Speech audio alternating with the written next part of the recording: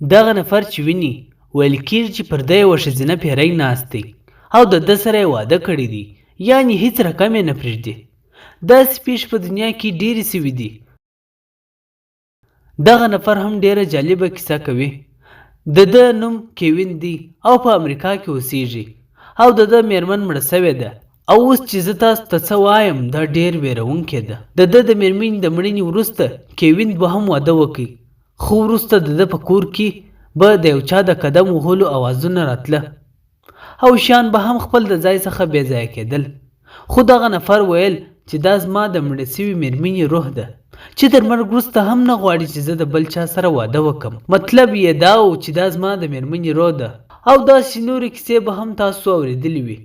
لکه په دوبۍ کې په 2014 کې یو پیښه وسوه چې بي بي سي هم دا خبر خپور کړی و چې یو نفر خپل میرمن طلاق کړه ځکه ده ویل چې زما پر میرمن پیرانان ناست دي او ده ویل چې ما د یو پیري سره واده کړی دی. ده ویل چې زه د انسان سره نه بلکې د پیري سره ژوند کوم.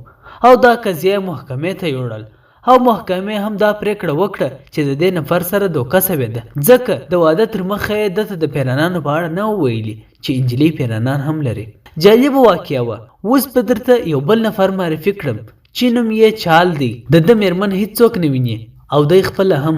خبره داسې ده چې د ده میرمن نسته بلکې ده په دماغ کې د ځانه یو انجلۍ جوړه کړې ده چې د جینیفر نوم یې هم پر ایښی دی او داسې معلومیږي لکه د ده میرمن چې هر وخت د ده سره ورسره وي. دغه نفر کله کله د ځان سره خبرې کوي او دی وایي چې زما سره زما میرمن ناسته ده او دی هر وخت د ځان سره خبرې کوي او د 2 نمبره هم ثبت کړي دي چې یو د ده دی او بل نمبر یې د میرمنې دی او د میرمنې په نمبر خپل د ځان سره خپله مسجان کوي. ملګرو په 2009 کې په فرانسه کې هم یو عجبه کیسه پیښه سوه چې یوه انجلۍ چې نوم یې میکالي و د خپل مړه سوي کوژدن سره واده وکړ. د دې کوژدن جونتن په یو ترافیکي پیښه کې مړ سوی و او د انجلۍ د فرانس د حکومت څخه اجازه واخیستل او د خپل مړه سوي کوژدن سره واده وکړ. یعنې دوی دواړه اوس په قانوني ډول خاوند او میرمن و. او یو بله کیسه د امریکا ده چې په اورېدو به تاسو هم حیران شئ.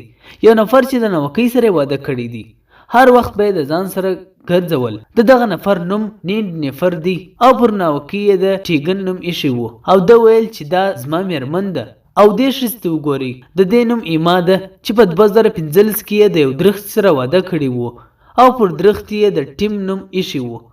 دا ډېره پخوانۍ درخته وه. اصلا دا ښځه دماغي مریضي لري او دې مریضي ته ټینډروفیلیا وایي، یعنې انسان د یو درخت خواته اټرکټ کې. او دغه رقم په جاپان کې هم یو نفر و د ناوکۍ سره واده کړی و او د دې ناوکۍ نوم هیټسونو میکو و او دغه نفر دې ته خپل میرمن ویل او یو واده هم پر جوړ کړی و. دې انسانانو ته د علاج ضرورت دی. او د آخري کیسه د یوې ښځې ده چې امینډا نومیږي. دا هم په امریکا کې اوسیږي چې د قندیل سره یې کوژده کړې ده او دغه قندیل 1 کاله پخوانی دی. دا قندیل مخکې په جرمني کې و وروسته د هغه ځای څخه راوغوښتی او کوژده یې ورسره وکړه. په دنیا کې خلک عجب عجبه کارونه کوي.